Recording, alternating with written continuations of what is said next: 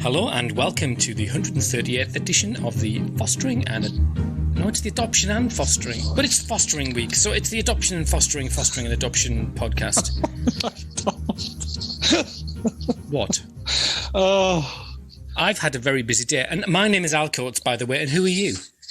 Who am I? I'm Scott Casson-Rennie. Excellent. And who's that sitting in the corner? Who could it be? Who is it? Yeah. Who could it be? It's Sally Donovan. Yay! Yay! When was the last time? It's coming up to 7:15 in the evening.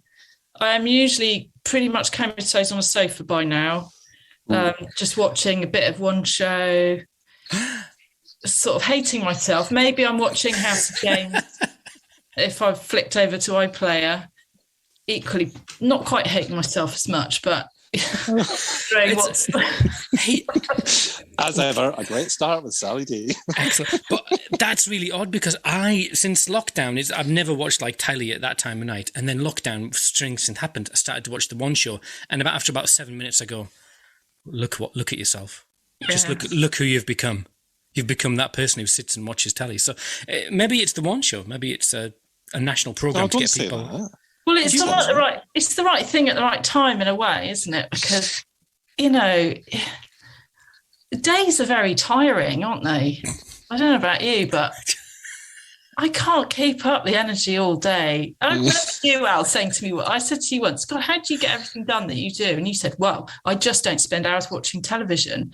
And I thought, well, that's my problem, but I don't know what else to do because... I have such a low attention span for telly. I get bored and bumfly and then end up texting Scott really inappropriate things like, hey, Scott, I've got an idea. Why don't we do this? Yeah, I know. And seriously, I was on my deathbed and he was still texting me with these ideas. It's not true. It might be slightly true. I have proof. I have time. I can take screenshots. What was his brilliant idea then when you were lying on your deathbed? Oh, it was just everything to make money, really, and take over the world, It's like... and who to replace him if he didn't manage to pull around. He did. That was the first text that he sent me, actually. Once he said, oh, my days, you really scared me there. And I think he admitted to having a little bit of a tear. And then he said, but... on the upside, I had made a decision on who was going to replace you. I was like, well, that's nice. Okay. Yeah, wasn't it just? But anyway, we're not here to talk about my woes. Yes, we're not. But what I would say, just before we move on, sorry, Sally, just before we move on, having been at Al's house and watched how he interacts with his family, he does not sit still. He literally will sit still for 5 minutes and then he has to either have his laptop or his phone or something to occupy him and to do things. If he's not trying to take over the world, then he's not.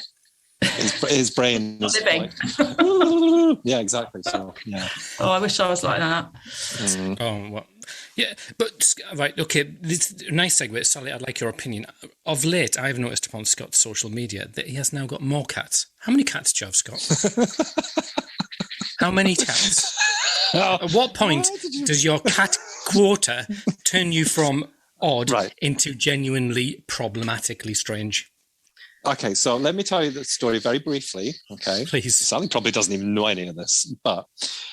So we originally had one cat, then Jacob found one at school, beaten up and all that under the stairs in the school. He took it to the vet. The vet obviously put out a call to say this kitten's been found. Long story short, ended up coming to live with us because that's what you do, isn't it? You just house these poor animals.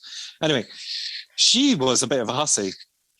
And as soon as she came into season for the very first time, she had 3 kittens. Now, it was during lockdown. And to find homes for kittens and to have people come and look at kittens and all that sort of stuff during lockdown wasn't allowed. So we kept all 3 of them. So that took us to 5. Long story short, the 2 boys, we had them give them the snippy, pop the things out and they were gone and that was fine for the boys. And the girl wasn't old enough to have Snippy because she wasn't underweight, but she's a very small framed cat. So they either wait until they're 6 months or they do it by weight. We had to wait. Unfortunately, ended up having the aneurysms the weeks that she was due to go in to be snippied. It didn't happen. She was already pregnant by the nasty male cats, although I think she's a bit of a hussy, but never mind. So we now have an additional 3 5-day-old kittens in the house. So we are at 8. Oh my goodness! 8 cats in the house. Yeah, and that's weird. The worst thing is, and I'm hoping my landlady doesn't listen to this, but she thinks we've got 1 cat. But I'm sure the neighbours are fine with it. You know, they climb the trees, they shit in their garden, all that sort of stuff. It's all good. Yeah, you're the cat men of Ennis, aren't you? It's Yeah, like a real thing. But through the last 3 will not be staying. I can confirm, because we can't afford them for a start. For goodness sake, we've got Jacob to feed and he eats enough. You know. People have been waiting with eager anticipation to find out about Sally Donovan's new book, and what they've found themselves into a tirade of your peculiar life, where you just take in every cat of Ireland like some sort. You'll be in 100 years' time, it'll be Saint Scott, patron saint of Irish cats. Maybe. You never know, eh? Got to be remembered for something, haven't they? So, you know, might as well be remembered for that. Well, yeah. Anyway, Sally Donovan. Hello, Sally. That was fascinating, by the way. There's nothing like hearing about other people's cat stories. Should we move on to kids' store? No, let's not do that. No. You're going to tell us about the dreams you've been having as well. Believe me. Oof. Anyway. Sally Donovan, you have written a book. Come on, Sally. No, actually, before that, how are you, Sally Donovan? How are you? How are you? I'm okay. Yes. Right. It has been a while since we've talked, hasn't it? It must be way over a year. I don't know. Do you know, I struggle to place myself in time these days. Yes, me too. I'm with you on that. Yeah. I have to very carefully think about what date it is and year. It's strange. I know a lot of people are feeling the same way. Mm-hmm. Yeah. So I honestly can't remember when I saw you both last. Saw us years since we spoke. Who knows when it was? I know. Yeah, face to face, a long time ago. Time ago. Hugh Thornberry's wedding. Yeah. Which will be 3 years. 3 years. Yeah. Crikey. Oh well. So that's the year and COVID, isn't it? Yeah. Anyway, this is literally people reminiscing about. Yeah, it's boring. It's too boring. Yeah. It's okay. People don't come on to be entertained. That's like your tagline, is it? Yeah. There's been a few. So new book. How many is this? Third, fourth? So this is the 4th book. Wow. And it's a little bit different, this one, is it? Yes. So it is a children's book. It's my second children's book. That's right. Yes, the first one is missing from my brain. Yes. And that was Billy Bramble and the Great Big Cook-Off. So that was a book essentially about anger and big feelings. And that was a little children's short novel, really. Sort of a therapeutic story. So this one is a combination of non-fiction, and it has a little story woven through it. Okay. Because we were slightly perplexed, if we're honest. We very cheekily spoke to the publisher and said, Jessica Kingsley, whatever, and we've got people on the inside who send us books. And we both got it sent, and we were really excited. Oh, Sally Donovan book. And it came, and Scott went, wasn't expecting that. And I'm not sure, because the title... I don't know what we were expecting, but we weren't expecting that. We weren't expecting that, but we're simple lads, so... What were you expecting? Well, I was expecting another parenting book, to be honest with you, because... Yes. Yeah, I think that's what... But can we just backtrack and rewind a little bit? JKP contacted us about the book, even though we were already talking to you about coming on to talk about the book, but none of us had done any research on the book, if that makes sense. So when it arrived, we're like, okay. So yeah, it's different. It's wafer thin. You're really selling it. Really not selling it, is it? No. Well, right. So my head, right? It's a comic. It's more of a pamphlet. No, it's. My days. With the anti-advertisers.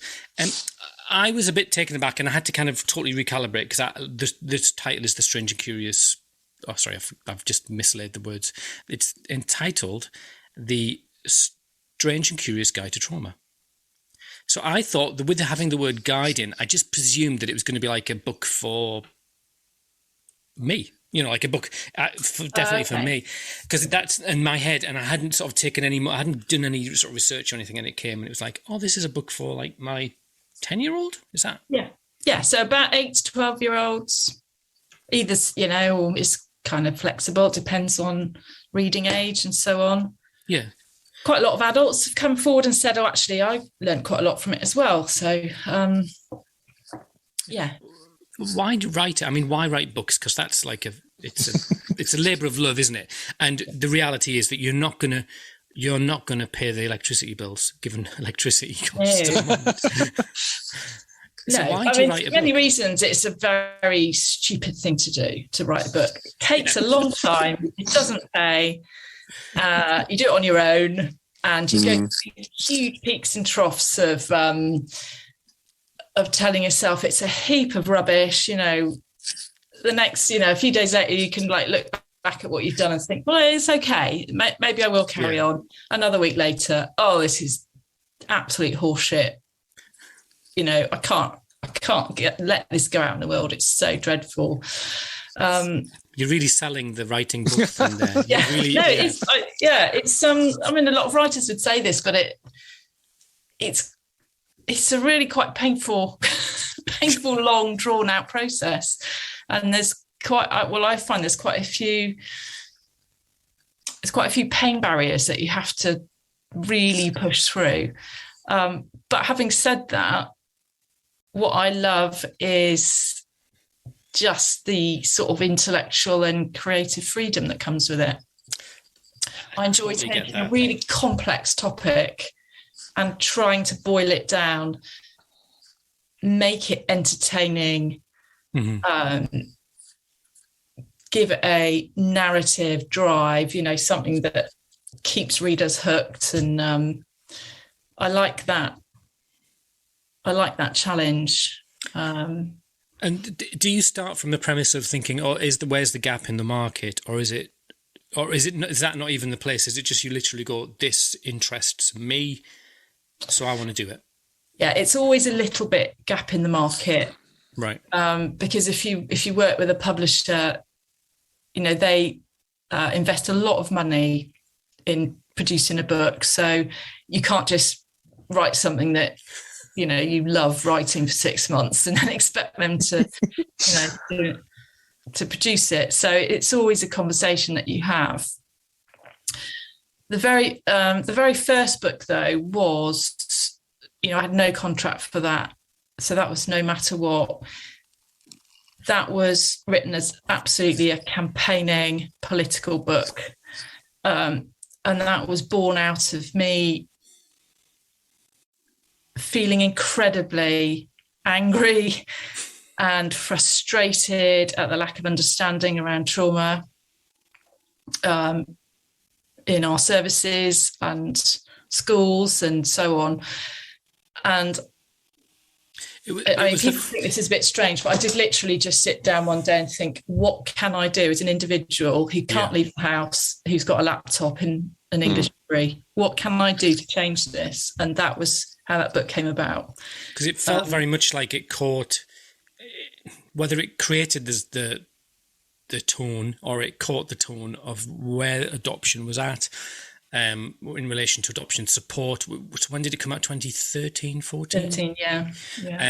And so it just caught the crest of a wave, and it landed, didn't it? And it was, I don't know how many thousands of copies you sold, but it certainly felt like it was the book that every adopter had, and it was the first time a lot of people had looked at a book and thought, oh, that's me. That's not like some Dickensian story of adoption or some 80s stories. It was right now, right here. And so, I mean, I would imagine, are you still getting people who sort of off the back of that get in touch with you and say, this is me? All the time. Yeah, every week, there'll be at least several messages from people saying, usually it's people who are preparing to go into adoption, who've, they've been suggested, they've been asked to read it, and very often people say it's completely opened our eyes. You know, it's a good read as well. So it's not, you know, That it helps. wasn't a read like dry textbook. It was real. It's given me a good understanding of what some of the challenges might be, as well as some of the joys. I'm really quite, I don't like the word pride, but I'm quite proud of that book. It took a lot. It took a lot of writing and. I can't imagine the amount of energy and, like you said, that sort of that peaks and troughs of confidence, of insecurity, of this is absolute rubbish, this is going to change the world. I'm sure that every day was a roller coaster amidst being a parent to two fairly young children at that point. But to my mind, I think, you know, and we're not here to kind of fluff up your ego, but I think that you kicked open a door that lots of people like me and Scott, people like Jenny Jones, and a whole raft of other people who walked through and said, hey, we've got a story to tell too. And we may not have referenced you directly, but I think you just sort of like, you edged open the door that other people could then squeeze through. So, you know, I think that you can be really proud of that. Thank you. And I think it's hard to imagine now, isn't it? But it was at a time when really there was nobody on social media. You know, I remember going onto Twitter and searching people talking about adoption, and there was like virtually nobody. You know, some stuff from, you know, happening in America that, you know, was very alien to, you know, what's going on here. And it was lovely at that time to sort of start seeing people appearing, and, you know, we coalesced, didn't we? And came together, and it felt as though we really did use it for good. You know, it felt like it was an important time when, you know, we were campaigning at a time when there was no support. It was virtually zero support.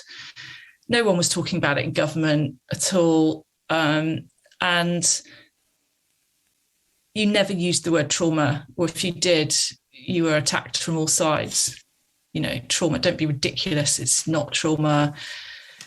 You know, coming to this book, you know, it's almost like completing the circle. I've written a book with the word trauma in it, and I wasn't scared of using the word. I mean, now there's no question. You know, no one would even think, why wouldn't we use that in relation to the experiences of children and parents? Why not? And so that's 10 year, well, a bit shorter, I guess you were writing it last year. So that's a 9-year sort of cycle. And I mean, reflecting on the book, what has been the response from it? Because I know it came out in mid-March. We're now mid-May sort of time. Yeah, it's been fantastic. I've really been knocked over by it. Yeah, excellent. Good response. And what is lovely is because you hear from children, hear from loads of children. That's really lovely and sweet. And lots of counsellors and therapists and psychologists and teachers, virtual schools, you know, special provision. A lot of people saying we're using it with young people. It's opening up a conversation. It's allowing us to talk about what trauma is playfully, you know, using silly little jokes and drawings and this story, you know. I'll give you a quote from my daughter, because I made my daughter read it, which I'm sure is not is the exact opposite spirit of the book itself. I locked her in my office and said, "You're not allowed out till you finished it." And she was like, she's 10, so she's like, in fact, she's sort of just really got the reading bug, which is really exciting. So she's been reading Dave Williams and all kinds of Tom. Oh, how nice! Thingy books. So it's the first time through. So it's really positive, and she's. And her first thing was, right, she said, like, did she write this on her own? Which I was thought of like a question. I said, well, I'm pretty sure she did, because she's met you, hasn't she, my daughter, I think, a long time ago. But she had very vague memories of who you were. And then she said she loved it. This is the best book she's ever read. I have to reflect, though, that might be on the length of the first chapter, because she measures how well she's reading and how many chapters she gets through. The first chapter is about 100 words. And she went, this is the best book I've ever read. But then after she started to get into it, and she read it aloud to me, so I was pottering on, and she was reading it aloud, so it was killing two birds with one stone. And she just said that actually she started to really, you could see that she was really starting to connect things and starting to think about it. And she just said, I really enjoy it. And she was learning, it was talking about amygdalas and, all of that kind of stuff. How do you say this word? And so, I mean, from my point of view, that book works. It's a book, it's comparable to like a David Walliams book in that it's accessible, it's easy, it's readable. I am like, as opposed to my negative review process earlier, I'm moving into a more positive. It's a poo sandwich. It's my social work skills, just stretching them out for you. So that is fantastic. And is that is that all you need, really? Is that kind of just to hear that it's getting into children's hands and it's making a difference? Does that make it all worthwhile? Oh God, yeah, absolutely. Yeah, because when you start off, you travel in hope, don't you? When you start off doing something difficult, and I guess I thought a lot about how the science around trauma. There's a lot of sort of trickle down knowledge, so the science is generated sort of at the top amongst researchers, universities and so on, and there's a hope that it trickles down to the people that need to know, and it gets down, hopefully it gets down as far as, professionals and practitioners and so on. But it's very difficult to get knowledge to trickle right down, I think, to the people that need to know, that are living with, various conditions, and trauma. And so this was an attempt to do a sort of seep up. So come up from the, to give the information right down at the ground level where people need it. Because trickle down just takes too flipping long. I'm kind of slightly bored and tired of it. I get frustrated that, we're not arming the right people with the right knowledge quickly enough. Mm-hmm. And we know it all. We know it. We know loads of this stuff now. We know enough to know how children are impacted by, growing up in their early years with trauma, what it does to the way they see the world, what it does to them, educationally and such like. So, yeah, I'm kind of... Sorry, go on. I was going to say, is there a danger, though, as well, that in that process of trickle down is that there's Chinese whispers? Because I hear, you go on forums or you hear people talking, you go, oh, that's a version of events. You've got that, topsy-turvy, or you've got things wrong. And that's the danger of trickle down, whereas you're kind of like, you're leapfrogging that Chinese whispers, aren't you, and translating it directly to the people who it's going to impact likely the most. Yeah, I mean, there's always a risk, isn't it, that it gets mistranslated along the way.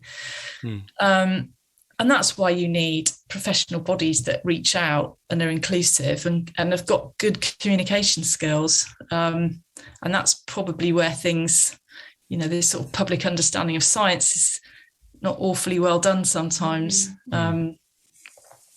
So, as a writer, you can take it upon yourself. That's the nice thing about it, is you can decide that you're going to write a children's book about trauma. You can gen up on all the science and ask some clever people to help you, and then present that information creatively. But what you can't do is present it in a dry kind of academic way, because children will not give you 5 minutes of their time. No. So that's for me is the fun, is kind of growing that into a story and finding ways to communicate that information playfully and amusingly and cool. I think quite often you can sneak in information if you play with it and if you have fun with it. Cool. Now, Well, we wish you all the best, and we'll put links to the book. And, you know, is it best to buy it from JKP or Amazon or directly from the back of your Vauxhall Astra at a car boot sale where you're giving them out, you know, hey, growl up, get your Sally Donovan books. Do you ever do that? Do you ever go places and sign them? Do you do signings? I have done, yeah. I've been to, it's quite weird. I've been to the odd conference when we still had big conferences. And sat at a table, and it's lovely. I love doing it because I love, you know, it's lovely to connect with people that have read the books and are enthusiastic about them. It's also quite strange because I feel like just a complete nobody, you know. So I sort of turn up thinking, what am I doing? And no one's going to care. You know, no one's going to. That's called your inner. About what, you know. That is, you have that same thing that I have with your inner saboteur. It's like, who is you? Who do you think you are going to these things? How could you stand and talk about this? You're not qualified to do this, that, and the next thing. Hence the reason I've never written a book, because number one, I don't have the patience, and number two, all the kind of things that you've just talked about writing a book, no chance. Nah. Couldn't be arsed with it. You've had that though, Scott. When you went, those people bumped into you and they thought you were like famous because you did the podcast. Which time, Al? Which time? Your short-term memory, shocking. And you said to me, it was like really odd because they were going, "Oh, you're Scott from the podcast," and it was like this. It is very odd. Yeah, especially the guy who had my picture on his phone and shoved his phone in my face and said, "You're him, aren't you?" And I was like, "Yes, but why have you got a photograph of me on your phone?" That's a bit spooky and freaky. He just had his podcast app open, Scott. I think that's probably what it was, but, you know, whatever. No, special interest websites that you've been supplying pictures with, Scott. Will you stop talking about my OnlyFans, please? But I do love, I love getting out and about and talking to people and having real life conversations. It's, you know, I've really missed it. Yeah, I mean, that's the thing though, Sally. I think that the way you write and the way you communicate as well is very relatable to people as well. So, you know, having seen you in action a couple of times, face to face at conferences and also on social media, you know, I remember when we did the Adoption UK conferences and you did the tweeting the first year that I did it, and you picked up on all the bits that, as a parent, but also the way you expressed it as well. So you obviously were quoting people, but the conversations that you kind of created from that were really kind of engaging, and you know, people catch on to that, don't they? And I think when you're relatable, not just by writing a book or on social media, but actually face to face as well, that's kind of when people are more interested, maybe on your next book and your next book and your next book. Yeah, I think, you know, what I'm told is that I can sort of tell stories and relate information that does relate to people's real lives and real experiences. And I don't shirk away from, you know, telling some of the sort of more difficult truths around, you know, being a parent to children who've experienced trauma and what that means and what it's like and how imperfect it is, you know, how it draws out all of your, you know, weak points and frailties. And I think that's probably why people kind of think, oh yeah, it's, you know, maybe that I'm someone who is approachable and relatable. Yeah. Can I ask? Yeah. Sorry, I was going to say, can I maybe ask a few questions that are a bit more about you and not? I'm not after personal. You know, I'm not after personal details. I'm not like where do you live? What's your shoe size? What colour is that you've got your hair? Yeah, it's not a bit creepy. That's a bit Scott. That's, yeah. But I'm conscious. I'm thinking about, you know, there was a time when after your first couple of books, that you were very involved in sort of working with the Department for Education. You were involved in kind of the Adoption Support Fund, the Expert Advisory Group, and you were very kind of like at the very heart of, well, I say in the inverted commas, sort of decision making and policy.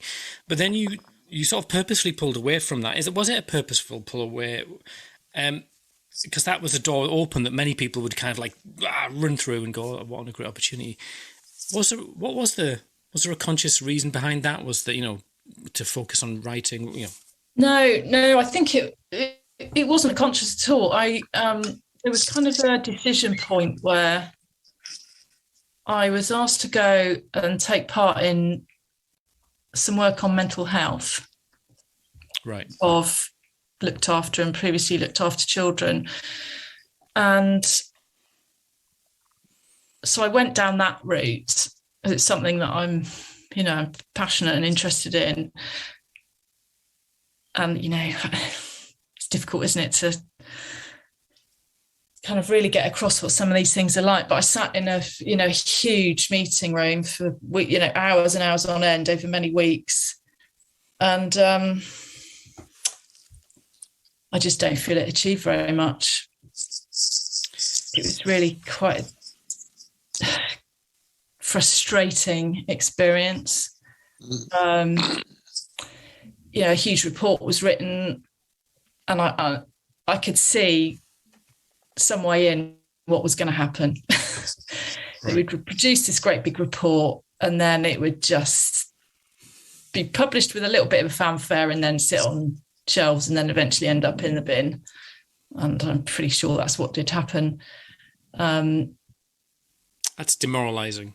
Yeah. So that was the door I chose to go through, and rightly or wrongly, I don't know whether that was the right decision or not.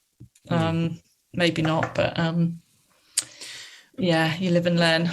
Well, yeah, I mean, and I think I recall a time there was like routes available, wasn't there? There was like, not routes, it seems there was avenues, wasn't there, that definitely felt like they were promising, but maybe not. What are your general reflections then on the, where we are now, 2022? All your RAAs are sort of in place. What do you think are the issues facing us now as a community, children and parents? Well, I'm probably more out of the loop than I used to be because our children are adults now. So we don't really get involved in services as such. So I can only, so this is my probably underinformed view.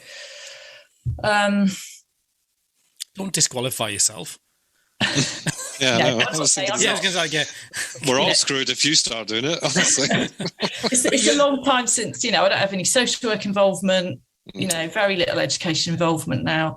But you're the editor of the Adoption UK magazine. Adoption Today, yeah. Adoption Today. So you're wired into a lot of people who are sort of impacted by very personal stuff. I do interview an awful lot of, I interview lots and lots of people who are involved in adoption in one way or another.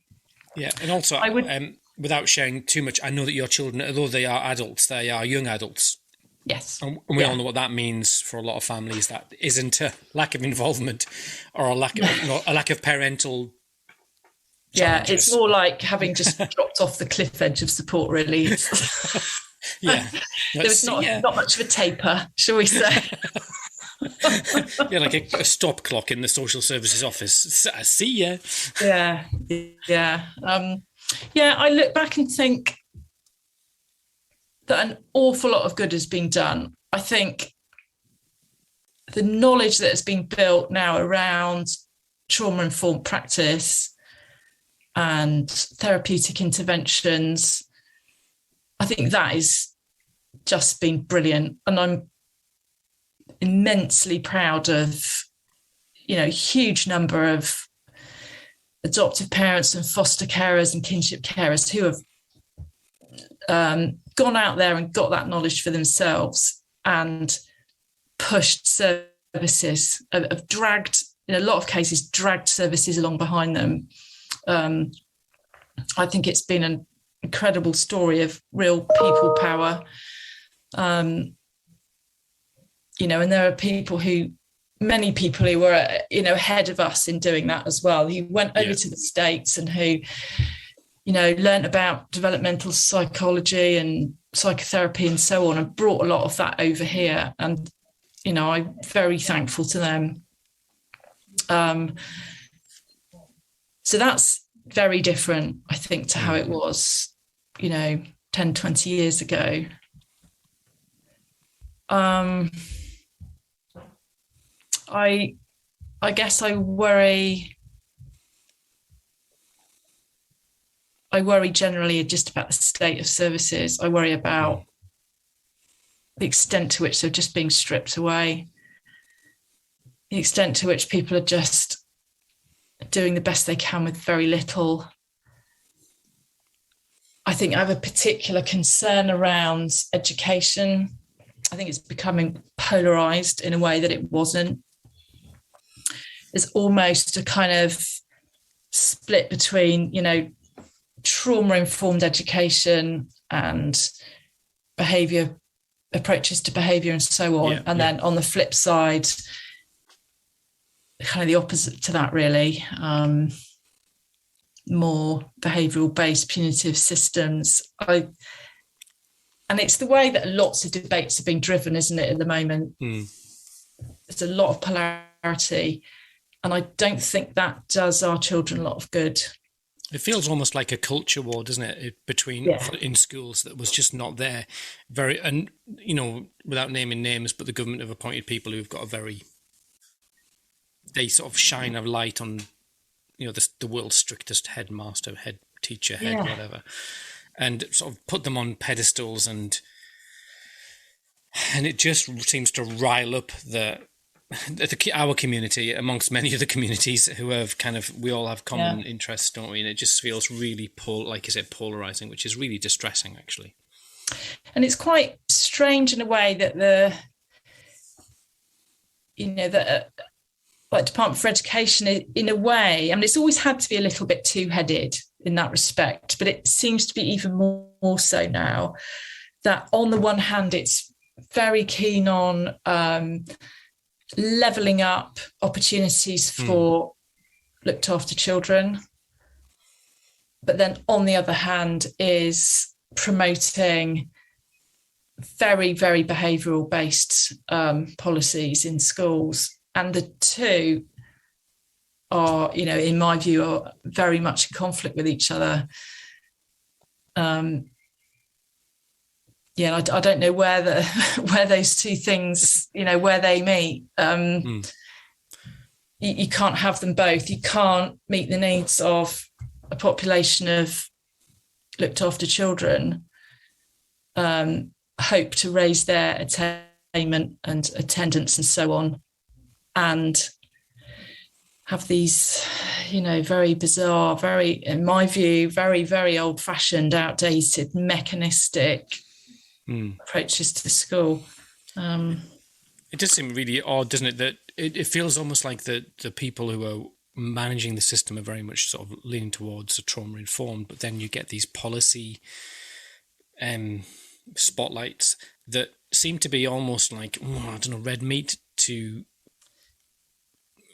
Yeah, because to it's politics as well, isn't it? It's politics. Because, the Conservative Party voters, maybe I'm go for it. Maybe I'm misjudging, but on the face of it, I think we're more likely to vote for policies that are seen as stricter, clearer, more behavioural punitively based. They're not traditionally voters who I think would go for, let's understand why a child is not attending school or acting out and go to the root causes. And that's a cultural difficulty they've got to tussle with, I think, particularly in the levelling up. Levelling up agenda is really going to be quite tricky in that respect, I think. You on the one hand, you've got one wing of the Tory party saying, well, if you haven't got enough money to eat, you need to go and get a better job, or you need to work more hours, or you need to learn to cook, learn to shop better. So putting the responsibility on the individual. But then on the other hand, levelling up has got to get more to the root causes of disadvantage and inequality. You know, if it was as easy as just telling people to be better, we wouldn't have a problem, would we? We should try that with our children. We have tried that, haven't we? And we know it's bloody work. It takes so much more thought and consideration and effort and energy. And there's no easy. Sorry, go on. I was going to say, it feels like there's a confusion between thinking that we're soft, that they think that we're inherently weak because that's the route we're choosing, but actually just a total misunderstanding of, the route of being therapeutic, being compassionate, being empathic, being able to not be reactive actually is a really difficult route. It's much easier to kind of go, right, your Xbox is banned until 2047. It's, which, infamously my wife grounded my children for a year in a moment of weakness. They were very little, it was fine. That's the easy way. The hard way is to have these complex interactions that restore children, but still put in place reasonable, natural consequences. That's hard. Yeah, and it feels really hard. But the papers say we're just soft. Right. This is the easy way. Yeah. So what I would say to that is you've got to go back to the science. And that is one of the reasons for this book, The Strange Hero's Guide to Trauma. There we go. Boom. Good segue. It's about the science. And once you know about what happens when children are born into situations where they are not safe, don't feel safe, have, receive inconsistent or poor early care.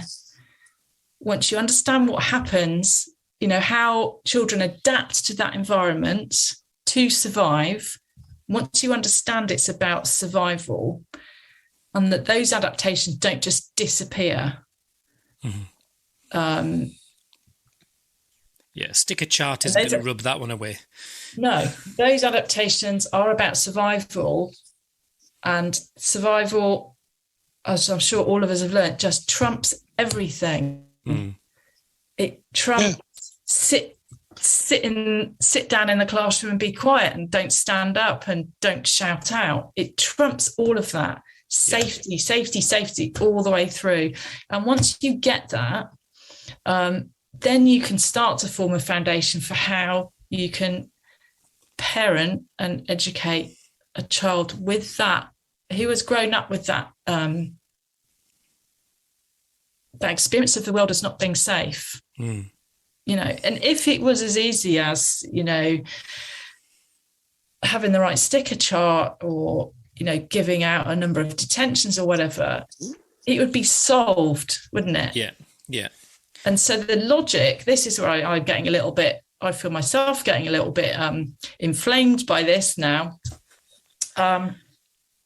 It's not logical to say, just keep punishing them and teach them the right way to behave. It's psychologically ill-informed. Yeah, and fundamentally, it's just not going to work. No, it is not going to work. And what we often get accused of is not having boundaries, and that is absolutely such a misunderstanding of what therapy approach is about. It's not about having no boundaries at all. It's about choosing them incredibly carefully, being intelligent about them, knowing where absolutely where your stakes in the ground are and what you're going to do when those stakes in the ground are shifted and compromised. And it's picking your battles. So I keep hearing about, this is something relatively recent as well. I keep hearing about children who are being excluded from school for not taking their hood down or not having a pen. And to me, I just cannot see the logic in that, sort of picking that fight. So you're picking that fight against their survival. For me, it's just like, have a bag of pens in your desk. Yeah, exactly. Let's keep this show on the road. Let's keep this kid in school. Let's cut the drama. Let's build on, inclusivity. I don't understand where this sort of absolute focus on tiny details has come from. Yeah, I think it's similar to being a parent and saying, make your bed or brush your teeth. I couldn't give two hoots whether those are done because I have other things to worry about. But I'm not going to punish over it. It's a pointless exercise, isn't it? And I'm not saying toothbrush is the same as a pen, but it's a similar kind of small bit of detail. And there might be a reason why a child doesn't have a pen to school. Not all families can afford to be buying pens every day. And if you've got a child that keeps on losing pens, then that's it. Yeah. A lot of our children struggle to organise themselves because they're full, absolutely full with, anxiety and worries and, who's going to be at school today? Where am I going to be sitting? What's the playground going to be like? Have I got everything? Is this person going to be nice to me? Have I got a supply teacher? Yeah. Yeah. Joy. It's crappy, and I guess my concern is that it becomes part of this culture war, that it feels like it's slipping into part of the culture war on Twitter. And the truth is, as the first victim of that, it feels like, and, I've had interactions with what's his face, Tom Bennett.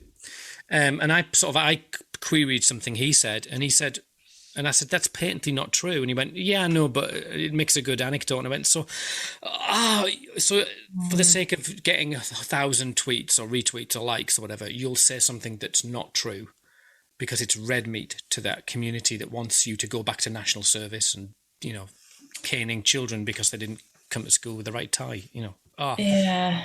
Ugh. It's... What I have learned is that people very rarely change their minds.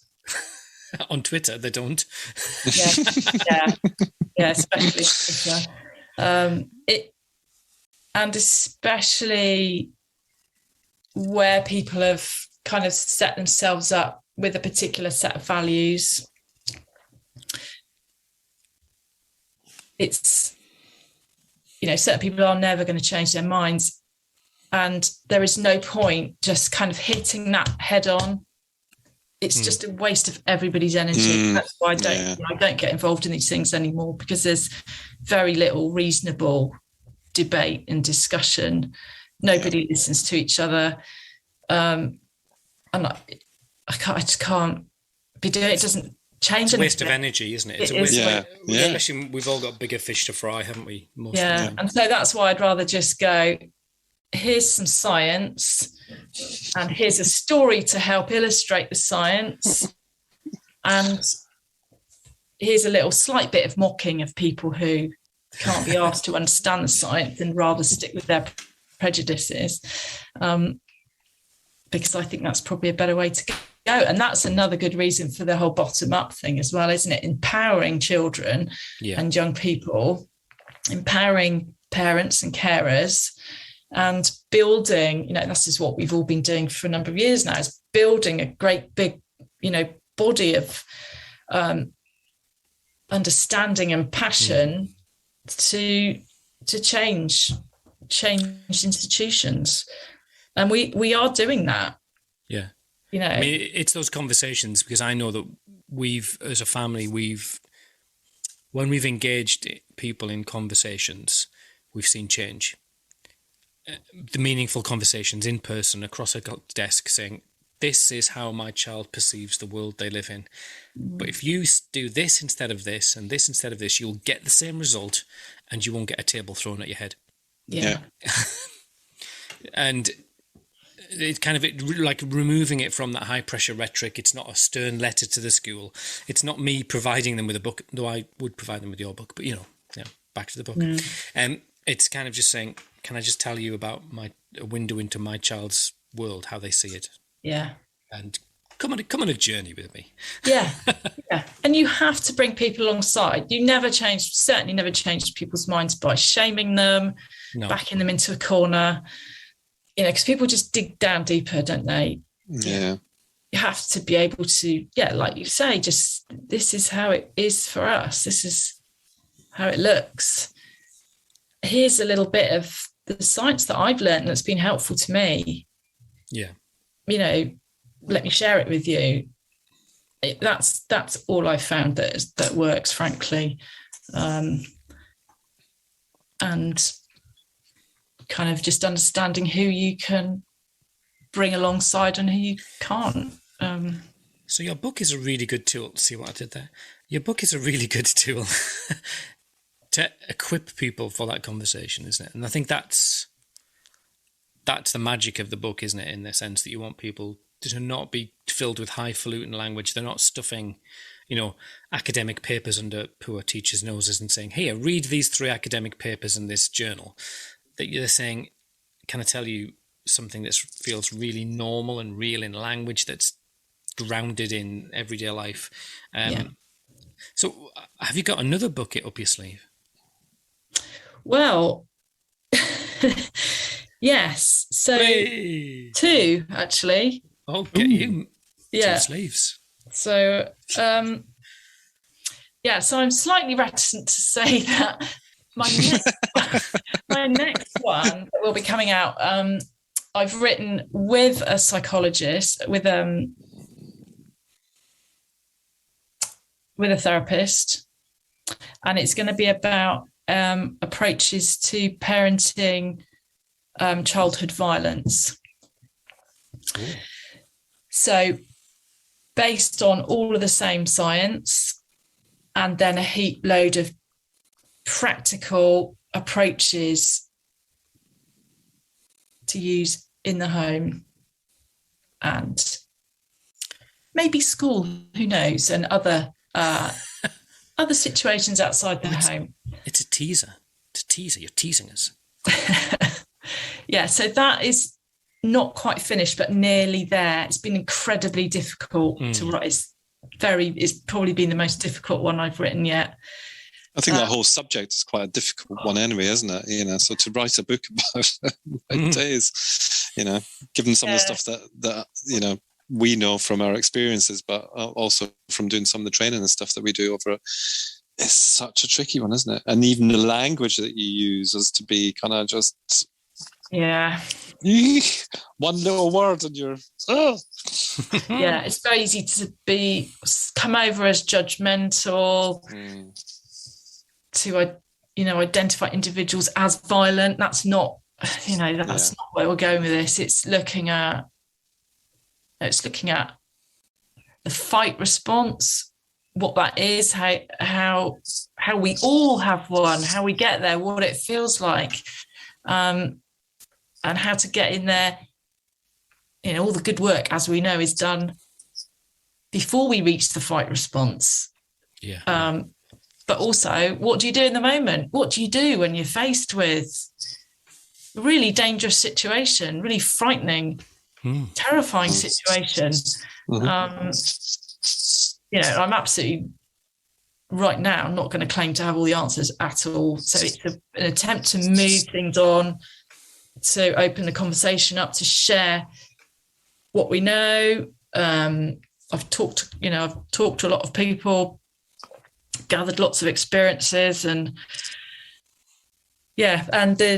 my co-writer, so she's called Carly Kingswood. She's not only a therapist, she's been a child protection social worker and a foster carer as well. So I know her husband. So it would be nice to put in your work in the resources, if that was okay. I was going to ask your permission to do that. Oh, no pressure on the podcast. Exclusive to the Adoption Fostering podcast. Yeah, scratch and sniff. Yes, there's not much, is there? There's not much out there. It's remarkable when you think of the prevalence that it's like the adoption community has perhaps been able to speak about it in a more open way, but then when we look beyond our community, we see that it is just rife amongst so many of our peers and hidden in ways that we can't begin to imagine. So I think that is just going to sound like an amazing topic, an amazing project, and I think you'll bring a unique spin to it that I think people will just snap it off the shelves. I hope so. I'll take two. we've tried to... One for yourself. Sorry, what's that? I said, I'll take 2 and 1 for yourself. Yeah, and it's interesting. We've had to think very hard about... So we're talking about it in terms of distressed behaviour. And there's sort of 2 sides to that, really. There's the, developmental trauma that we know about, but there's also traumas around, children whose parents have split up or have lost a parent, or have spent time in hospital or whatever. There's other sorts of traumas that I'm hearing are, resulting in violent behaviour, or potentially being at the root of some of that. And I think those are often the people who really need help and support and understanding, because, we've grown up learning about this stuff and have learned how to deal with it, have a kind of solid foundation. I'm not saying I would know exactly what to do if it kind of came at me right now, but I've got a lot of practiced strategies. I know what to reach for. Whereas if you're a birth parent who suddenly has a child who is acting out violently, you have you don't talk to your friends about it. You've got a community around you. It's very shameful. And often, you may be left thinking, well, it was quite an amicable divorce. What the hell's wrong with him? And I really feel for people in that situation. So we've tried to embrace all of those families. I don't know whether we've done it successfully yet, but that's one of the reasons it's not an easy topic. I think the thing that we're finding, and I'm talking to a few people from different sectors and different professional sort of paradigms, and the issue is that it's not one issue, it's a health issue, it's a trauma issue, it's an SEN issue, it's a it's a criminal justice issue, it's a education issue, it's everyone comes at it from different perspective and have different solutions, different language, different understanding, and it's as though we can't even get to a point of it's as though we've just worked out that this is a thing, and now we're discovering that it's actually many things under this one umbrella, and we're still having to define the territory of why is this set of children doing it, and why is this set of children doing it. Scary days, but positive, because 10 years ago no one was even 5 years ago even it was fairly slim on the ground, so it's exciting days. So I'm glad I've done it, or nearly done it, but it's been a toughie. It's been a real toughie. But on lighter news, there will be a sequel to The Strange and Curious Guide to Trauma. So I'm about to sign a contract for The Strange and Curious Guide to Anger. So this will be kind of like the seep up version of, anger and violent behaviour, really. Scott knows what all is about anger? That. What is happening in our bodies when we feel really full of rage? And what can we do to... This is keen to keep you busy right the way through into your 60s, 70s, 80s, isn't it? Grief and loss, that would be a great one. Grief. Oh, do you think? Yeah, I was looking Absolutely. For topics. Grief and loss. Okay. The idea of chronic loss, non-finite loss. This ongoing loss that a lot of children feel because they're, all of that. Anyway, it's turned into a book workshop. Full credits on that one, thank you. I want that one to be dedicated to me, please. Who's brought so much grief and loss to the community. Said it. Yeah, it's interesting. You always kind of hope that, if a book is successful, that you can make a little run of them, because it takes so much time to establish the format and the illustrations. I'm so pleased with the illustrations on this one. A lady called Emmy Schmidt has drawn just the most beautifully crafted drawings. And you've got the characters, so it's always nice to think you could repurpose them and tell different stories. So we've just had the green light that, you know, we can run off and explore some other topics. So I've been asking around, you know, what are the gaps? What do you think your children would like to read about, and what would you like to read about with them? So anger has come out as like number one. So I guess it's not a surprise, really. Cool. So we might look at embarrassment or something like that. Embarrassment/shame. Oof. You've got some stuff to go out there, haven't you? I tell you, you're going to have a really cheery couple of years now, aren't you? What do you do in your spare time? Oh, research misery. I was going to ask you 2 questions, Sally, because we've managed to shut up Al for a minute. The first thing was, so because I was thinking about this with this book and some of my kind of contacts and stuff who haven't adopted and haven't fostered and haven't, you know, kinshiped and special guardian. Is this kind of thing for those kind of families as well, who've had trauma in their life, but it's not specific to, you know, any of the kind of trauma that our children have experienced? Because, you know, that would be a good thing, would it not? And it's about all sorts of trauma. So let me just find a little section for you. Oh, you're going to read like an audio book. Hang on, I'm just going to go and lay down in the city. Shut my eyes. Are you ready? So trauma is a word that means an injury to the body, like a purple bruise or a broken bone. It also means an injury to a person's inside life, their thoughts and feelings.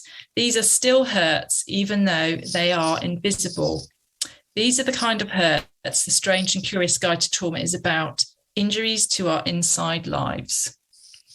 Right. Okay. So quite broad. Yes. So there's a character. So the main character is called Ordinary Jo, and she has a very ordinary life. She wakes up on a very ordinary day. It's a Tuesday.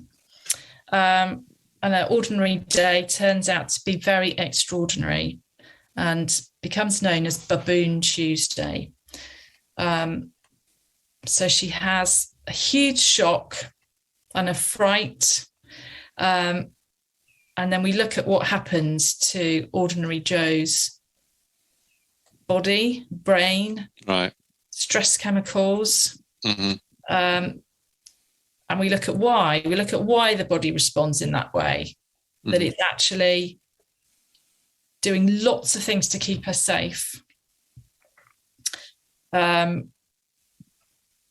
And then we look at why babies react in certain ways to keep themselves safe. So why? Because they are completely reliant on their parents and, you know, important adults. You know, if they were born, you know, like a lamb is born in a field, within a few hours it's stood up, it's able to kind of, you know, bleat for its mother and make its way to her.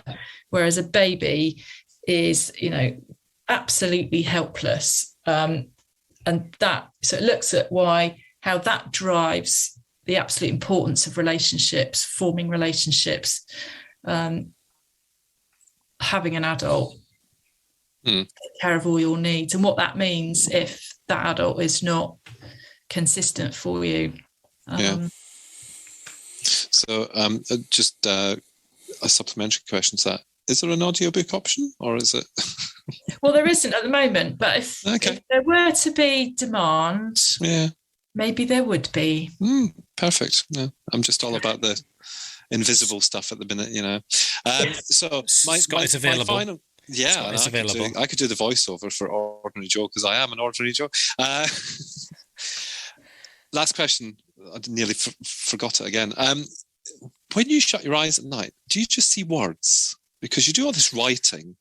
I mean, your head must just be overloaded with all the things. And I remember a couple of years ago now, you went on a creative kind of retreaty thing to do writing and stuff like that. I mean, this is your life.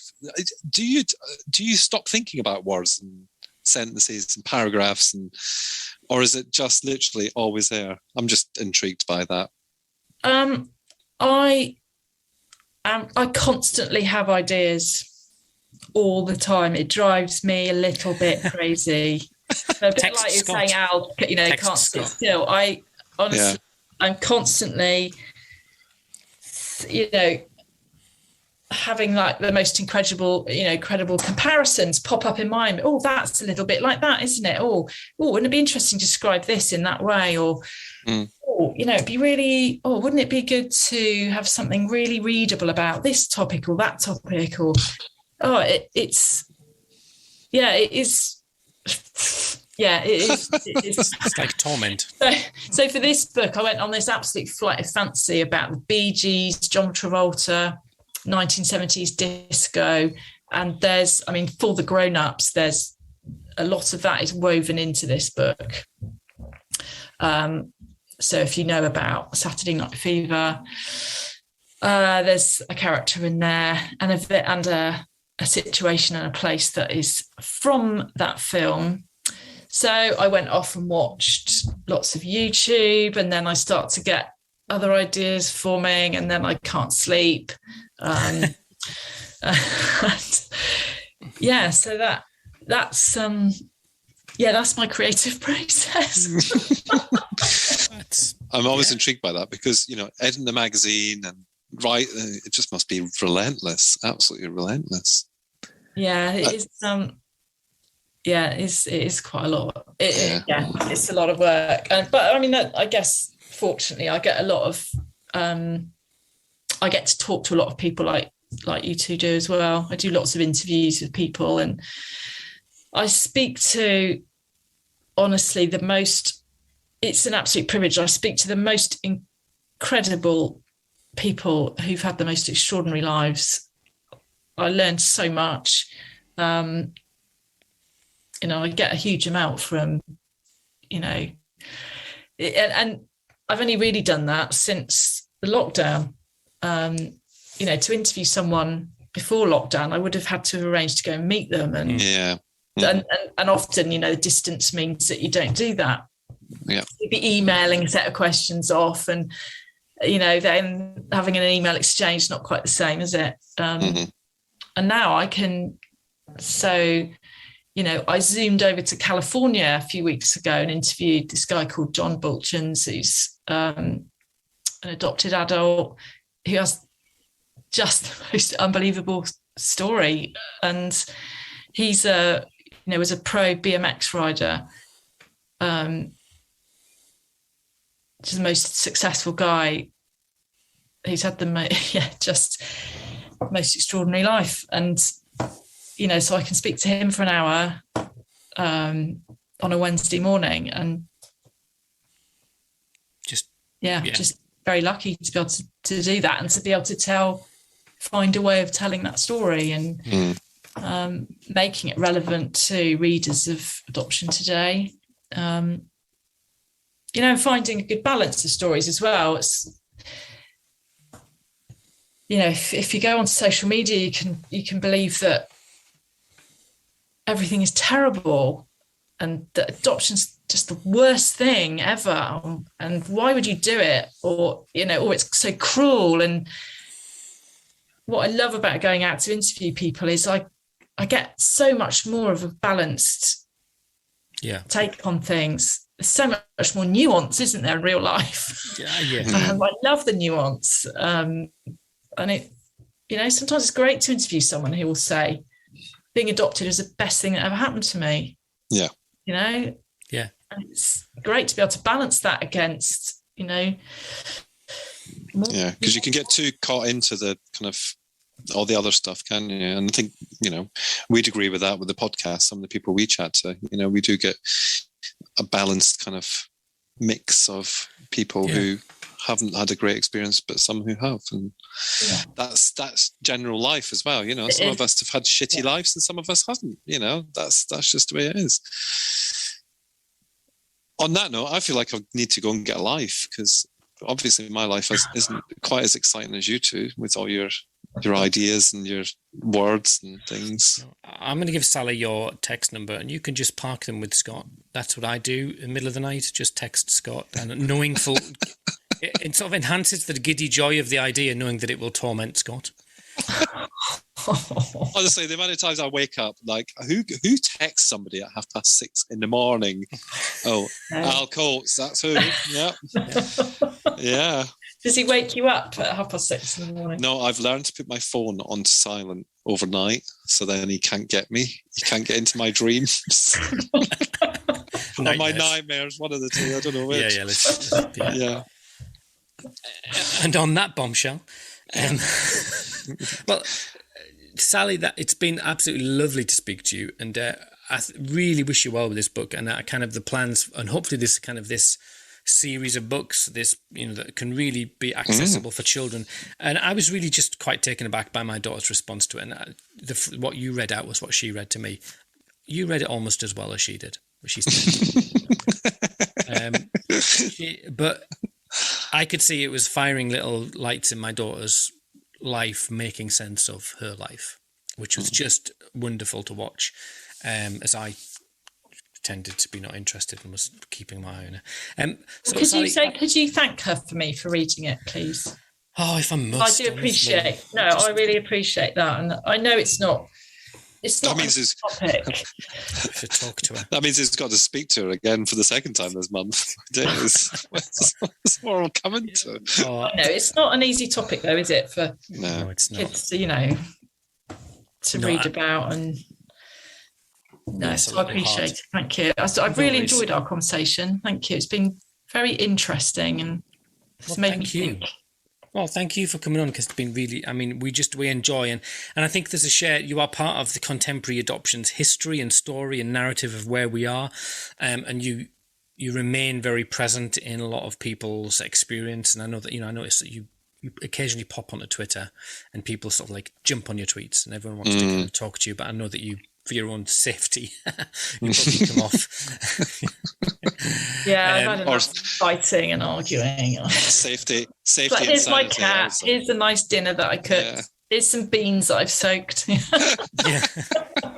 Yeah. And then leave it for a week just in case. Sounds like my New Year's resolution not to talk about the A word on Twitter, and I've muted it actually.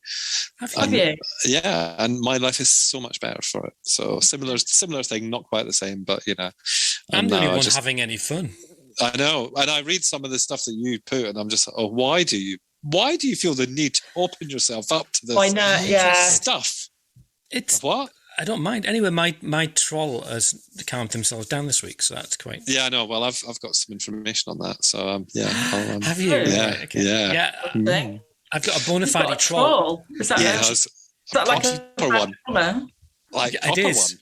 One. Proper one. And she thinks that I'm advocating the Department for Education to create behaviour czars, and so it's just these really bizarre things she thinks I'm doing that are just... Yeah. And also that he runs children's homes as well. Yeah. I think that's the funniest one. I don't mind so much for the DFE one, but... And I am the owner of Linkmaker as well. Honestly, I am like Mr. Big. Wow. I'm just doing so much. Anyway, you're a busy guy. It's so ludicrous, it's funny, so it's not a problem. But anyway, so Sally...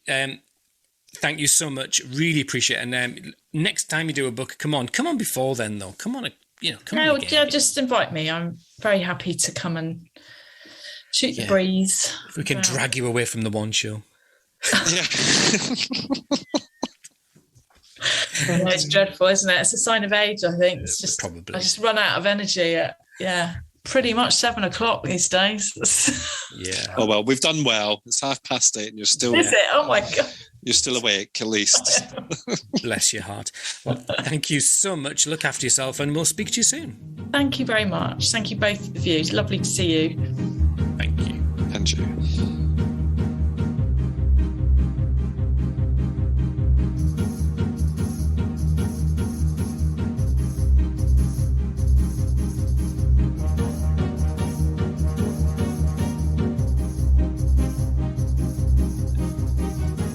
believe that this is episode 138 for Scott. Shall I start, or do you want to start? Did you? You did last week's, didn't you?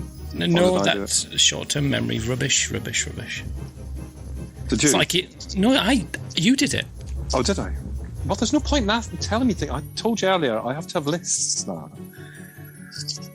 It's like we're like an old cantankerous married couple. Hinge and bracket. Yeah. Sounds like you need to make some reasonable adjustments here. Exactly, and I don't feel that those have been met. I'm going to be honest. Well, I think you should make a big stink about it. I think you should raise it on Twitter. Okay? I think you should say there's a lack of inclusion on the ANF podcast. Reasonable adjustments are not being made for my current state of health. Shall we say? It's fine. It's fine. You can put a formal letter into HR, and you know you'll get short shrift from HR. Yeah, exactly. Because it comes to me anyway. Yeah. Comes to you anyway. Yeah. Just sort your own problems. Yeah. Right. Okay. So you're doing it then. Yeah. Shall we just go straight into it? I don't think we've got any. There's no point in keeping Sally in the corner and quiet, pretending not to be. Nobody keeps Sally in the corner. No. Sometimes I go there voluntarily. I just sit there and face the wall.